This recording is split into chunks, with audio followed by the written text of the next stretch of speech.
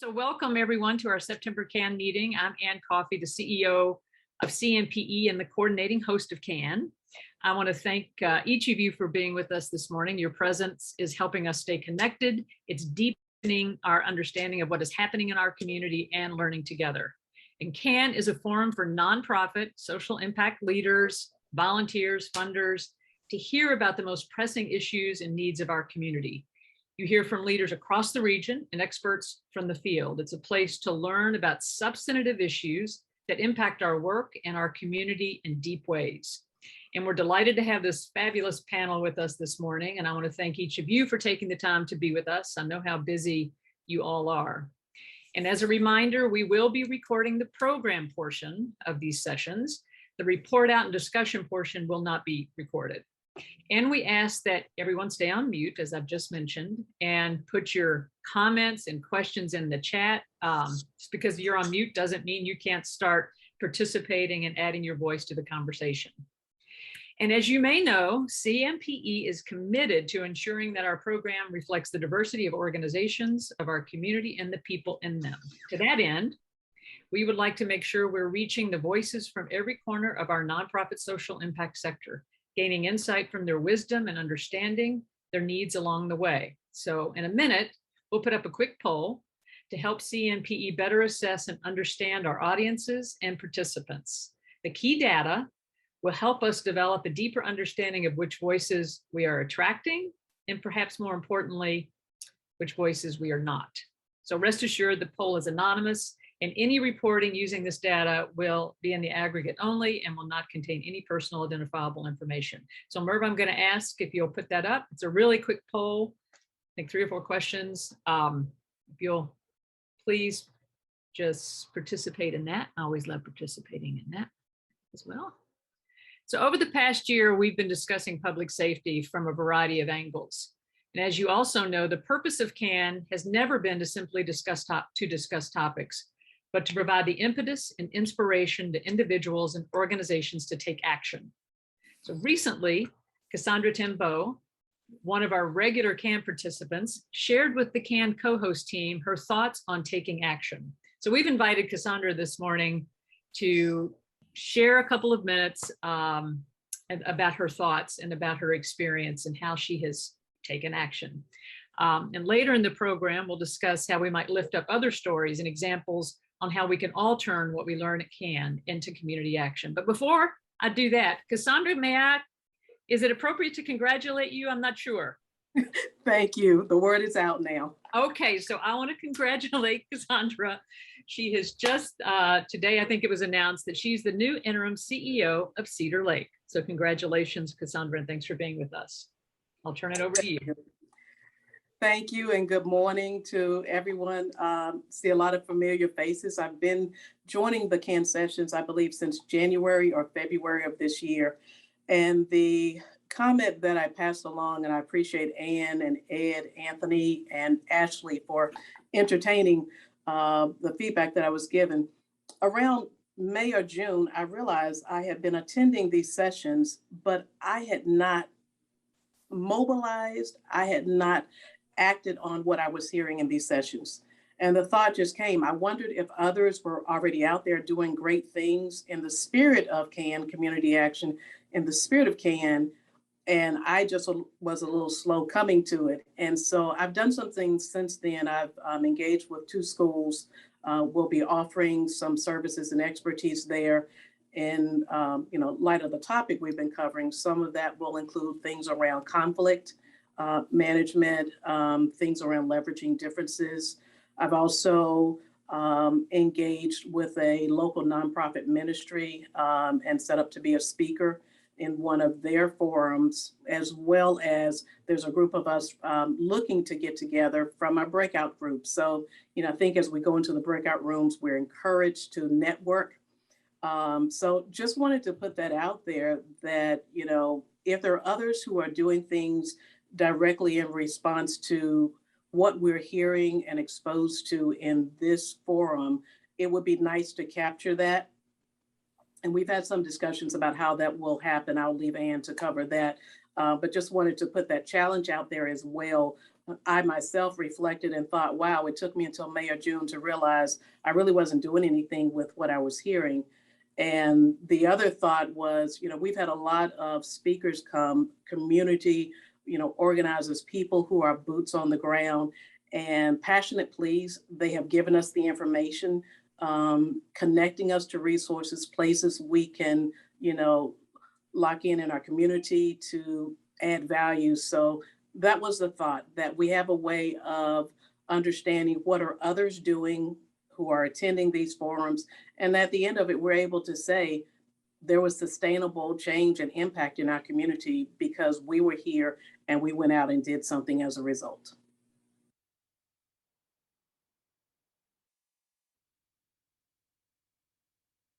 I believe you're on mute, Anne. Sorry about that. Thank you, Cassandra. Thank you for reaching out to us and for sharing that. And we'll come back to that topic later because one of our guiding principles is a bias towards action. And so we're going to begin lifting up that more and more. So as the year draws to a close, we will be wrapping up the public safety topic and begin a new topic in the new year. But before we do want to hear from you, as we've heard from Cassandra, and how you've been moved to act or plan to act. And as a result of these discussions and other discussions and work that you're in. And so we want to get your input on future topics, hear your ideas and format of cans. And so we'll be sending you an invitation to join 2 listening sessions outside of the regular CAN meetings to get your input and ideas. So stay tuned and look for those details.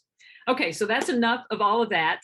It's my pleasure to turn it over to my friend and colleague Anthony Smith, who is the CEO of Cities United and a CAN co-host and leader of this effort. So Anthony, I'll turn it over to you to introduce our guest and get our program started. Thank you, Ann. Really appreciate it. And thank you, Cassandra, for sharing. It really is helpful to hear this action happening out of these meetings and that you wanted to share that with your peers. Yesterday, you all know, we lost a young man, Tyree Smith, to community violence on the bus stop trying to go to school. 16-year-old Black man, Black boy, let me be real clear, Black child. 2 of his peers were shot, 2 14-year-olds.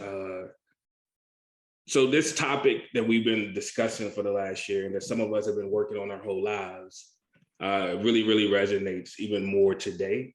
This morning, I was in the office. We are on 17th, 18th, Muhammad Ali, and I heard helicopters all morning yesterday and did not know where until somebody on the team told me what had happened. And just to know that this community, again, is grieving the loss of a child through a preventable, this is preventable, right? This is a public health crisis with the right investment, with the right intentions could be prevented.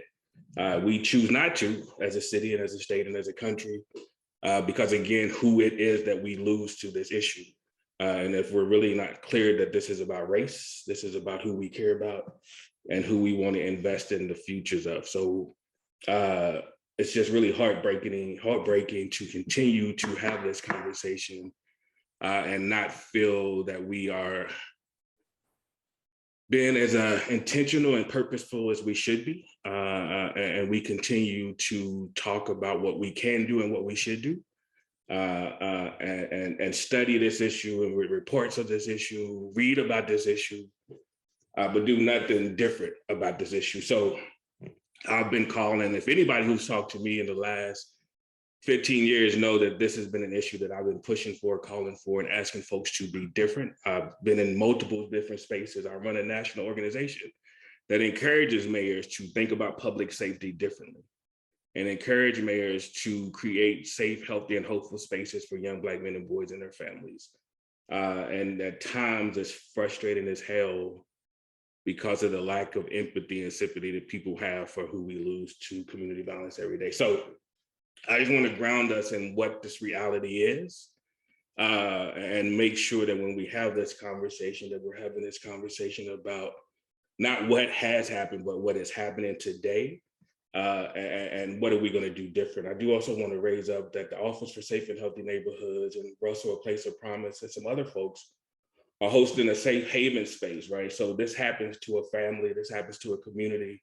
not only the community where this young boy lived at, but also the school community that he goes in. So they're hosting a safe haven space tonight from 6 to 8.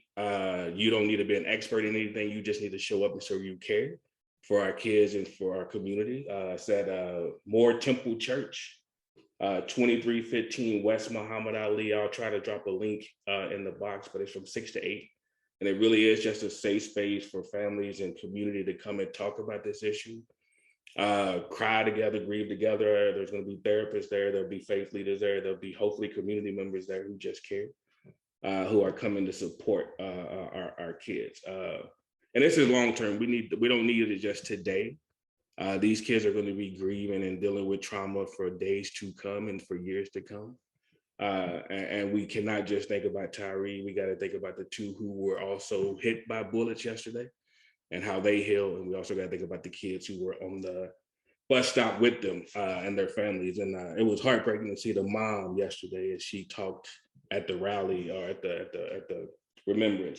So again, the most important conversation I believe we can be having as a country, and one that we need to move on quickly and with some real intention behind it. And I'm good to see Ms. Deborah on, because I know her and her team had to do some responding to this yesterday at the hospital. So to have Pivot to Peace on, and I know Dr. Woods, who we've talked to before, and Monique, and all of these folks who we've had on had to move yesterday to respond to this. And I was really pleased to see them have a coordinated response where JCPS and Metro United and the Metro government was working together, but I also know Ms. Deborah and her team and others were behind the scenes moving and supporting families in ways that we'll never know. So I'm gonna move on with the conversation. I'm not gonna do introductions. I'm just I'm gonna call folks' names out.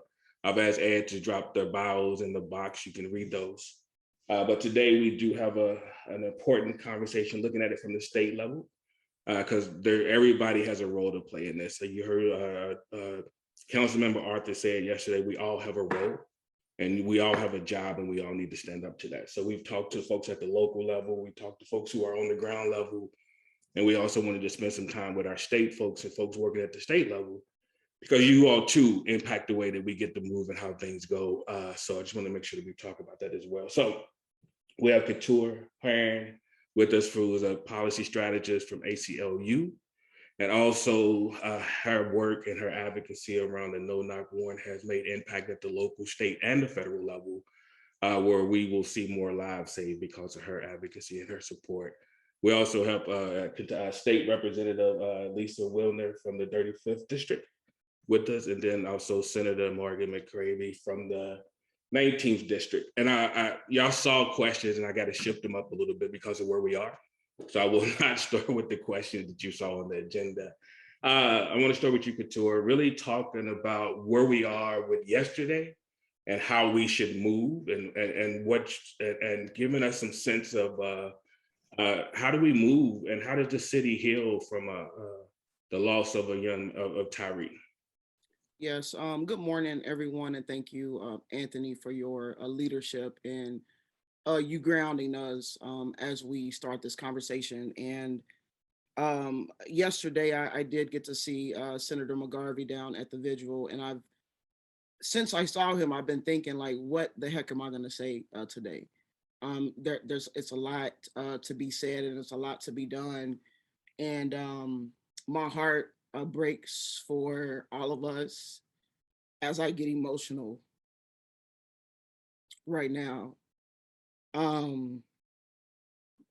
But I think the biggest thing that we have to think about is this notion of public safety and community safety. We talk about public safety, and I feel like that when we talk about it, we're talking about these institutions, we're talking about police, we're talking about EMT, we're talking about these structures. And I think that we have to shift the conversation from public safety to community safety and what that really means. And we say community, it could be community in a zip code, it could mean community within a school, it could mean community within 2 or 3 blocks. We are in community right now together. But I think that we have to really shift what that means. And if we look at it from a community standpoint, I think that that's when we really start to dig deep into figuring out solutions that get to the root cause, the poverty, the lack of food, the lack of mental health. Our city is grieving. There's times that I want to cry and I can't cry. Today, I can't hold back the tears. And so I think that the biggest thing that we have to, again, that we have to do is we have to figure out and understand when we say community, what does that mean and what does that look like? And we know the root causes. We've been talking about it for 15 years, 16 years. The issue is that we as individuals, as humans, were given a system, we were given a society, and we have operated in the society. Whether you're Black, white, the CEO of a nonprofit or a direct care worker, we all are guilty of perpetuating what we have given, and we have to be bold. We know that there's solutions. We know that there's people that's doing the work. Cut the checks. We've got all of this money in the city right now. And from my understanding, and I could be wrong, that there hasn't been a check cut. Give the money to the people who are doing the work, and let's trust the process. And so I think that I don't know. That's all I have to say for right now. And yeah, I don't know. No, thank you. I appreciate that. Representative Wilner, and you've been on the board of education as well. So this impacts you in a number of ways, right? So as you think about the loss of this young man, and you think about the roles that you have served, what are we missing? What should we be doing differently? What are you doing different now that, because I mean, help us understand how we should move, how you're moving, and what's your call to action for folks as we do this work? Oh boy, Anthony and Katura, thank you both for your words and for grounding us in this. And what I had planned to say today was that when people talk about public safety, they're generally talking about first responders. And what I was going to say to that is, by the time we're responding, we've already screwed up. My background is in psychology. I'm the only mental health professional in the legislature. And my focus in my legislative work is a whole lot about trauma. And, trauma begets trauma. We're all traumatized by what happened yesterday. And you're right, when I was on the school board, I would get like instant messages on my phone about every terrible thing that happened in the city. And, yesterday I heard about it on the news. It was a tearful day. It was also an angry day. I'm still, I'll be honest, I am not over hearing the chief talk about what we need. What the problem is something going on in Eastern High School, and we need to have police officers in our schools surveilling gang activity. I'm so shocked by that. And I guess, I shouldn't be, because, we have very different perspectives, that what we need on the street are more police with guns and more police with guns in our schools. And that's not the solution to this. When I was on the school board, we had the shooting in Marshall County High School, and we had all kinds of folks showing up at board meetings telling us that we needed essentially to have schools be more like prisons. We needed police officers roaming the halls all the time. We needed metal detectors. And that's not what the research shows. What the research shows is what kids need is a sense of belonging, a sense of community, that what keeps kids safe in school and what keeps kids safe in the community is a sense of connection, a sense of meaningful relationship to a trusted adult in the community. Throughout my time on the school board, I pushed very, very hard for trauma-informed schools, for more mental health resources. I'm happy to say that Senate Bill 1 that passed in 2019 included a trauma-informed schools bill that I had worked on with Representative Will Coursey from Marshall County. And that trauma-informed schools bill is now part of Senate Bill 1. There are a lot of parts of Senate Bill 1 that I don't like. I actually ended up voting against Senate Bill 1. I had worked so hard on that bill, but the one piece of that bill that the legislature has currently funded has been the mental health piece. They've not funded it nearly enough. But this school year, schools went into session for the first time with the trauma-informed schools plan.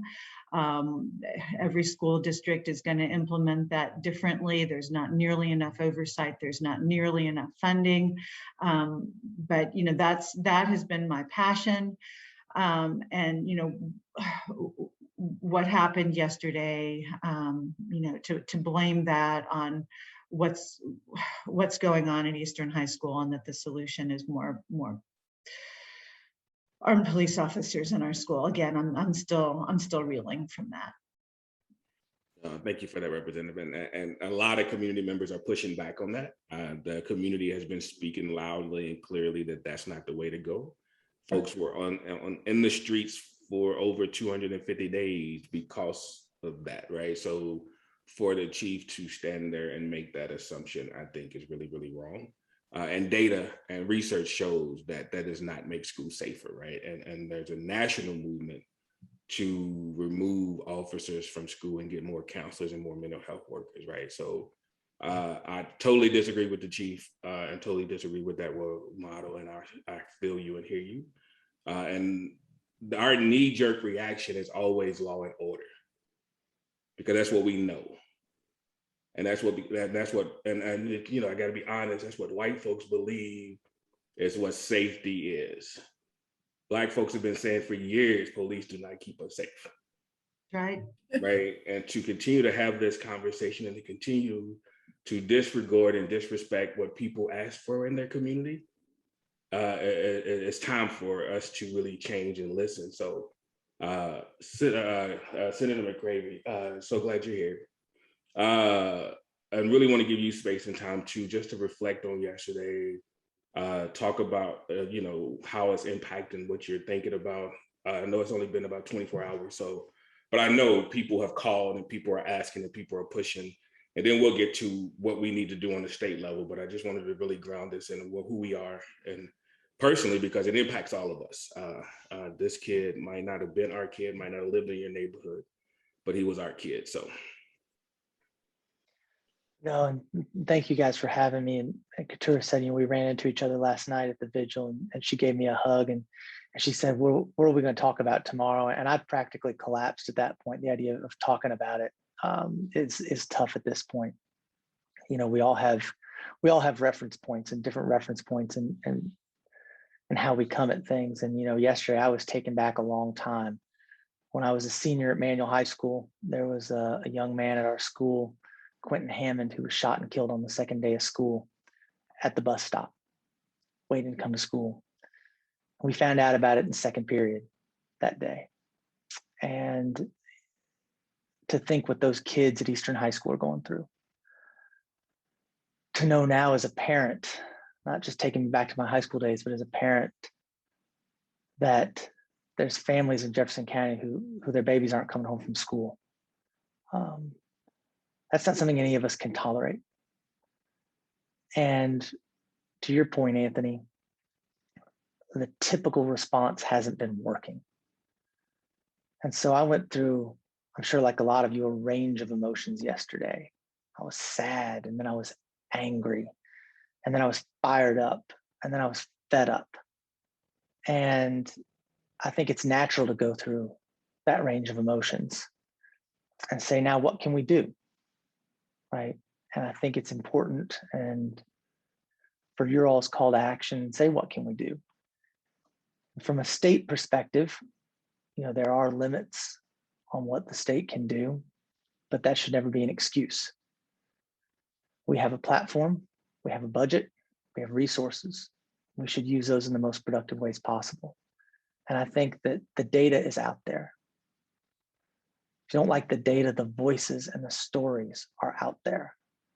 But that affordable housing in this city, all over this city, not just in one area, all over this city is a public safety issue. That mental health services and social work services is a public safety issue. That affordable health care and good paying jobs and education and childcare is a public safety issue. Economic development, not just in one area of town, but in every area of town, is a public safety issue. If you were there last night at the vigil, you saw the young man, Mark, passionately cry out, scream out. The kids in his neighborhood don't have a movie theater. They don't have those safe places they can go. It's not because they don't want them. It's because they don't have them. And that's a public safety issue. And I just, the call to action is to come together, is to continue to advocate for these changes, but to realize that now more than ever, we have an opportunity. Not just the moment in time that comes with the tragic killings of George Floyd and Breonna Taylor, but continuing into the dollars that are available right now through the American Rescue Plan Act, through the Western Opportunity Partnership. We have a historic amount of revenue that we can invest in public projects for public safety for all of our communities. And I think it's important for people on this call and everyone to be advocating to use those in the most effective way possible. No, thank you for that. And thank you for connecting the dots, right? Because this is not a new thing in Louisville, right? It's happened before. We react to that moment and then we move on like life is general, right? I was able to work in city government because of a triple homicide, right? We had a triple homicide in 2012 that created this whole strategy and plan for us to address this issue. And that stuff is still the same issues. And we have not moved, and we've moved, but not in a way that would change the thing, right? So we gave it a little space and a little time, but we're not moved. You all three work at the state level, which this state is complicated like most states, but and are trying to move policies and trying to move agendas that, as Senator McGravy just talked about, that might not feel like public safety, but it is public safety, right? All the things that you talk about, from education to housing to jobs and working. Can you all give us some insight into how folks can be helpful as you all try to move agendas in Frankfurt, and what should folks be doing at the state level? Because part of this conversation is around guns and how this state refuses to destroy guns and refuses to do different things. So can you just help us think about this? And I'll start with you, Couture, because I know you do a lot of policy and advocacy work. What is it that everyday folks or folks on this call who run nonprofits, run foundations, work at nonprofits and work at foundations, what do we need to be doing to support legislation and support the work at the state level? Yeah, I will say this, working at the state level has been very difficult. It's been very challenging. It's probably one of the things that has helped me grow the most personally and professionally. I will say that because it's not a very easy thing.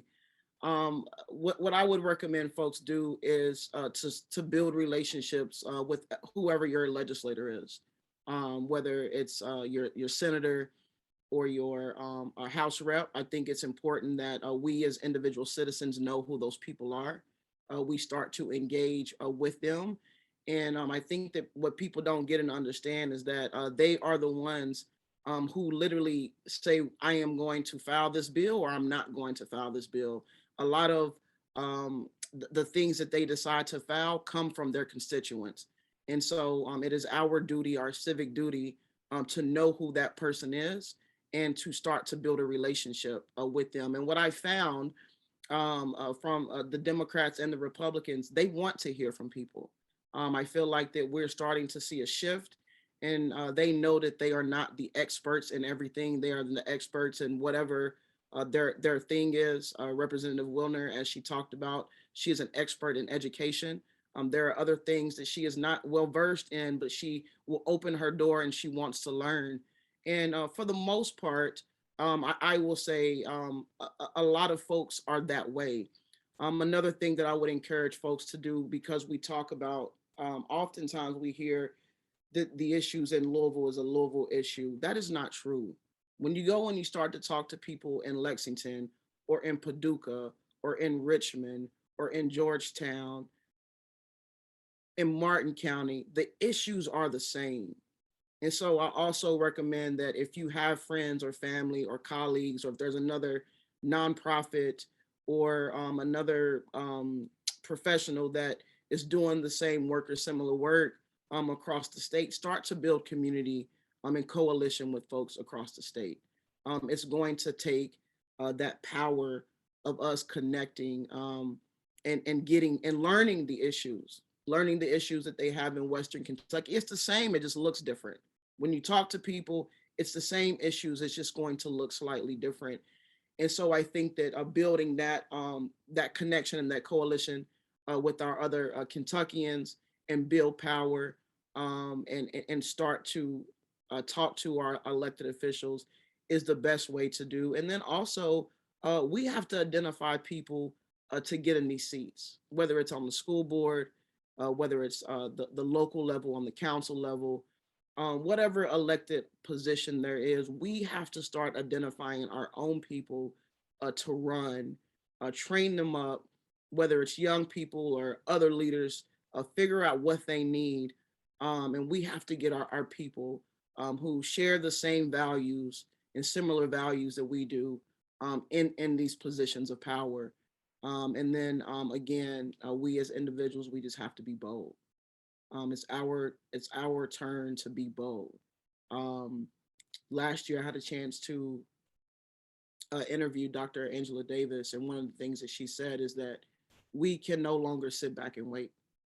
We can no longer sit back and wait. And so we just have to be bold in our leadership as individuals, and we have to connect with other folks, and we have to start building those relationships.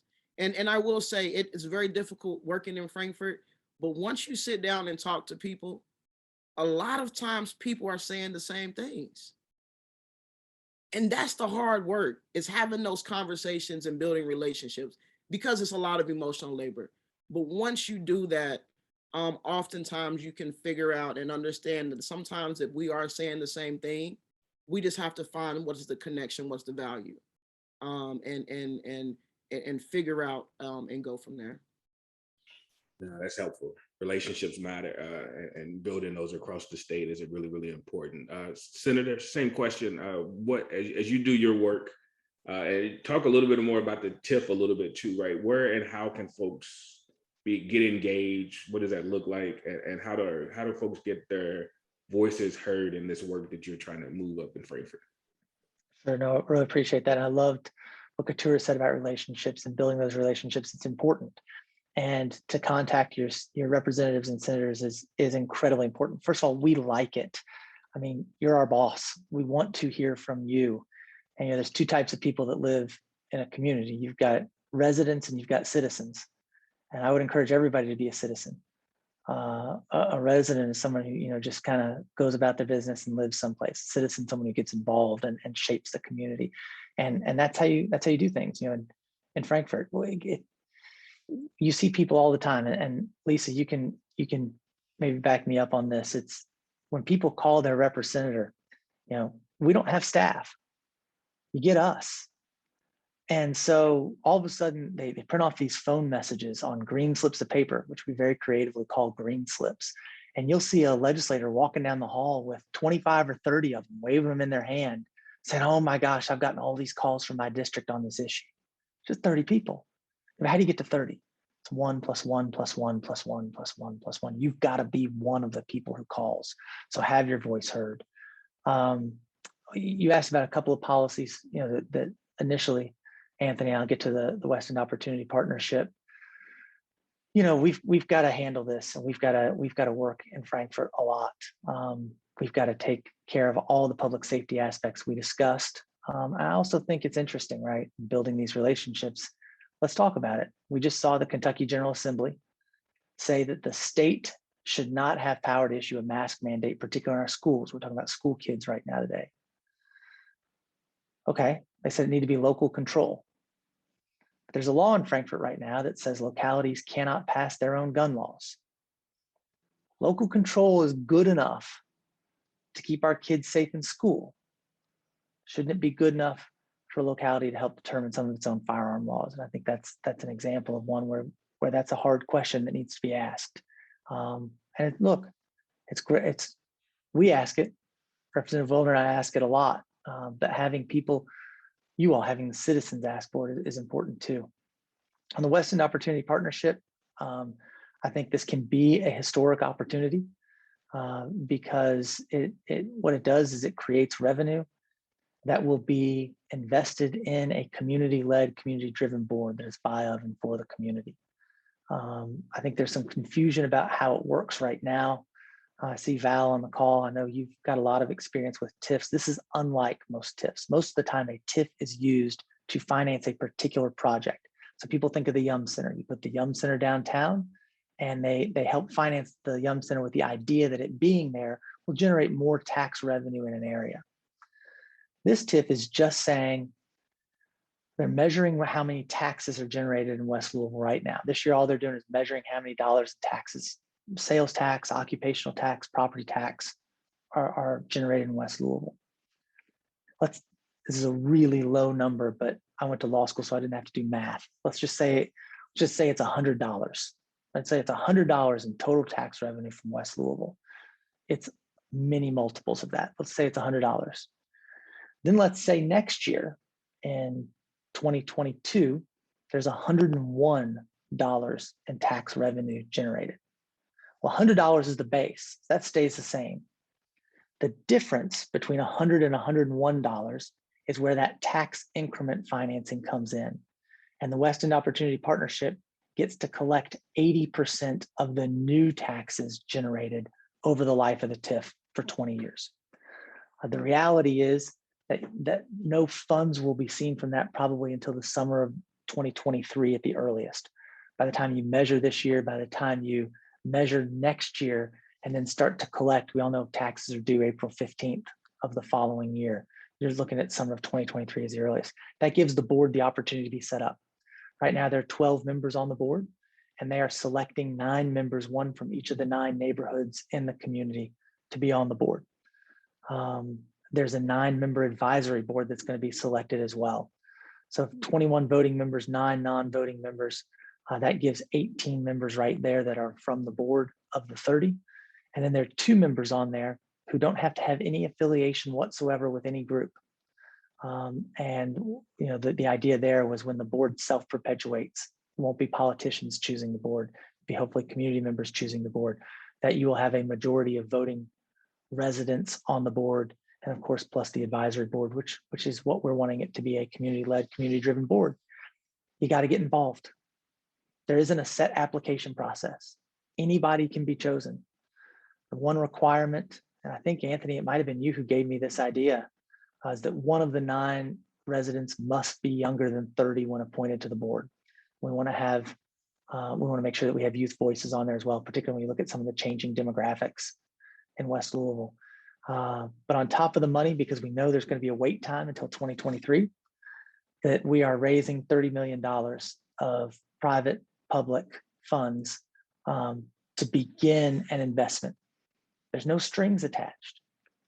The guardrails put in the legislation say that the money is to be used for people in the community, for businesses in the community, and it cannot be used for displacement or gentrification. And that's what the legislation says, to try and come up with a way to bring capital and to bring resources in to what we know through systemic racism and other things has been denied to West Louisville. And so hopefully this will help with what Katura said earlier. I just gave you a really long-winded explanation. She said it in 3 words, which is cut the check. And hopefully this will help in that process. No, I appreciate that, Sid. And I think there was a lot of questions around that. So your time spent on that was well deserved. I'm sure there's still going to be more questions.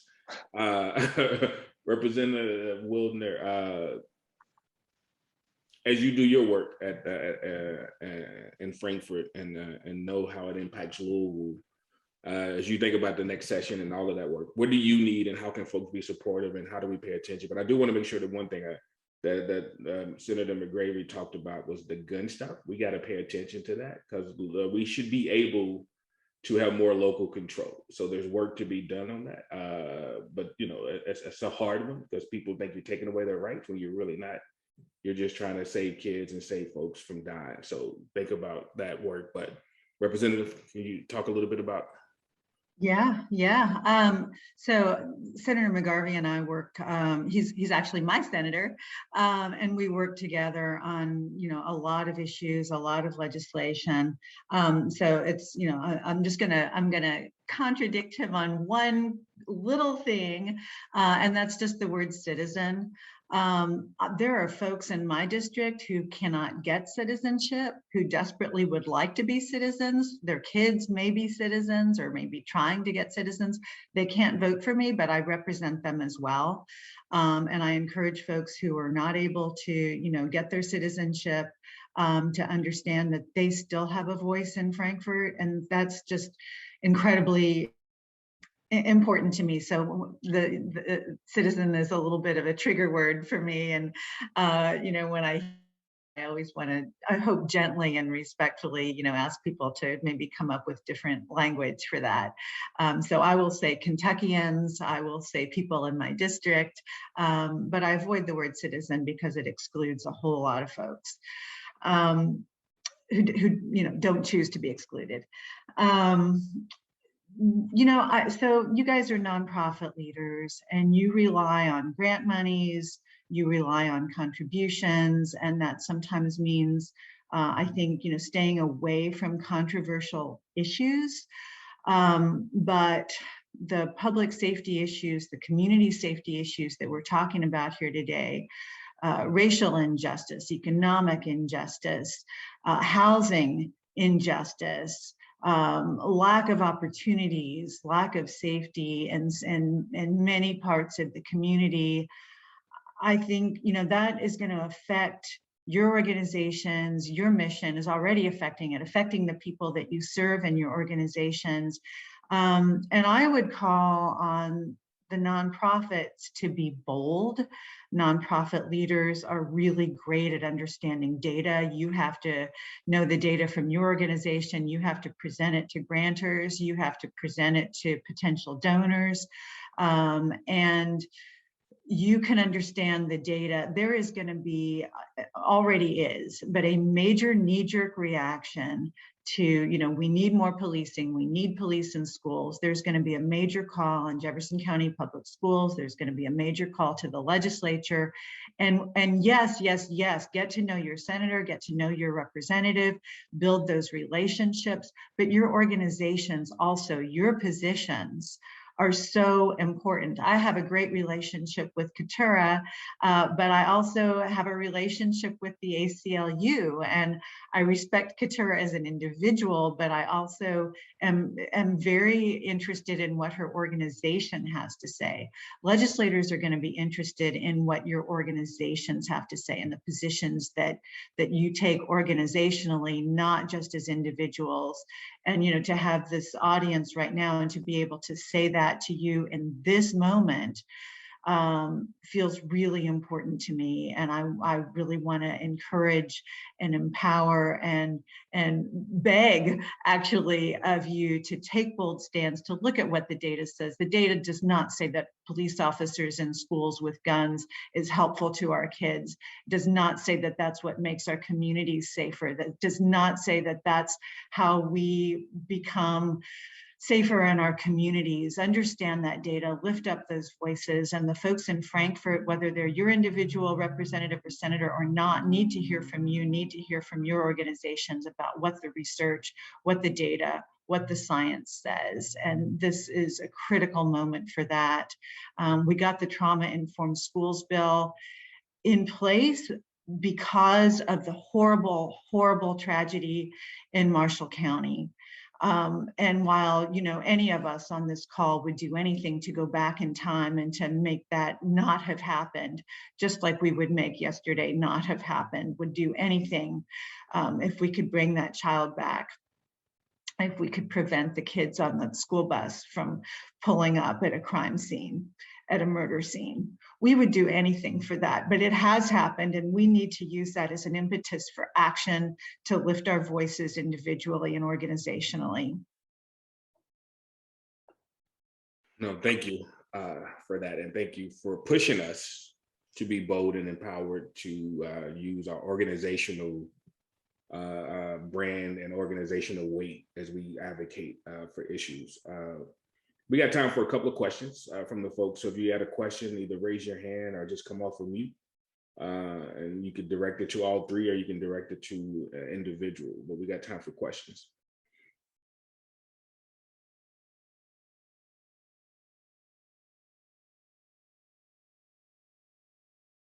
No questions from this group?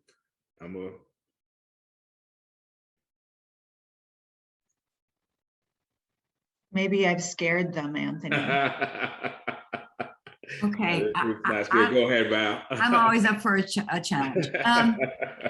So, well, thank you to the three of you for being here. This has really been helpful. And, you know, I tend to not reach out to electeds because I think, oh my God, they're going to hear from a million people. And, you know, I usually get a canned response back and maybe it doesn't matter. But I think one of the things that I'm hearing is that when it's state and local leaders, maybe it's a little bit different, right? And that it really is worth reaching out. And I like the point about, you know, representing organizations as well as representing yourself. And so, but you know, we all know who controls the state legislature, both houses. And so if it's not my legislator, is it worth it, just politically, practically, is it worth it for me to reach out to Stivers, to reach out to Julie Rocky Adams? I mean, is it worth it to reach out to Republican leaders who don't represent me? Do they care? I mean, really. Good question. I'm gonna give my first bad answer, Val, or maybe not my first bad answer, but and I'll say yes and no, which is a terrible answer, I know, but I'll explain. You know, it was Tip O'Neill, I think, who said all politics is local, and I think to some extent, you know, if you're calling, I'll stick with the Senate because I'm in the Senate. So if you're calling a senator from Adair County, then they probably aren't as influenced by someone from Louisville calling them. I'm just going to be honest about it. I think within Louisville, it's different. So you mentioned Julie Rocky Adams. We actually have 10 senators that represent part of Louisville, but we have a few Republican senators that have either their entire district in Louisville or a big portion of their district in Louisville. And we know how Louisville is, right? First of all, if you don't live in my district today, you might tomorrow, especially with redistricting coming up. Who knows who's going to be your representative? I'm being very serious about that. The second part is, if you don't live in my district, your sister lives in my district. You went to school in my district. You work in my district. You know somebody who lives in my district, right? And so I think we as Louisville legislators are a little bit more, we pay a little bit more attention when we see Jefferson County come in through the inbox. And so I do think you can say, I live in our community, and that has a bigger impact with the Louisville legislators. To Representative Wilner's point, I think representing a group of people is also helpful, right? So if you're a teacher, if you're a bus driver, if you're whatever it is you do, and you're calling on a particular issue, that might make me think that most of the other people who have that job or represent that organization feel a similar way. And so I think that can be impactful as well to broaden your reach that way. Thank you for that. Go I ahead. agree. We have staff members who live in your district. We serve people who live in your district. All of that is extremely relevant, I think, and gets people's attention. I think it also just goes back to Katura's point. Relationships matter. So we got to build those relationships with folks and they got to understand who you are. I just looked at the time and so I need to move us to our candid conversations, and I'm going to turn it over to Ashley Parrott of the James Graham Brown Foundation. Ashley. All right, thank you all so much. I just want to extend my thanks to the panelists. I thought, I just really appreciate your honesty and your, authenticity and your responses, and,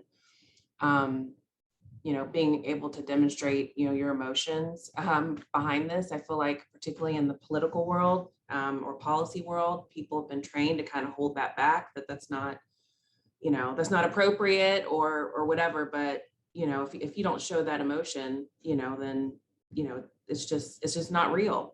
all the stuff that we're dealing with right now is real life and real world. And so I just want to say that I appreciate your all's being open about that. So this will be an opportunity for us to gather in small groups as we do during every meeting and reflect on what we've heard from our panelists.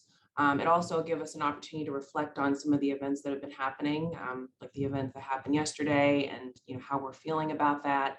But then also, I want us to use the time to go back to what Cassandra had opened the meeting with, and saying, what type of activity has come out of your participation in this group. What have you done differently as an organization? What have you done differently as an individual? How has it been a benefit? And what are some of the things that you feel like you'd like to continue to see that's currently happening, or something that's new? But the key questions that you need to address during this breakout is, what reflections do you have? What questions do you have?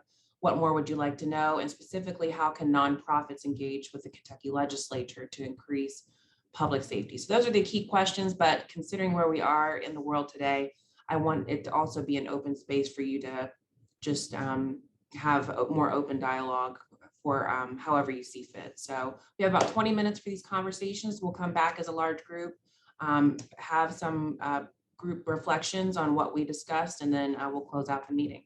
So let's move into our small groups.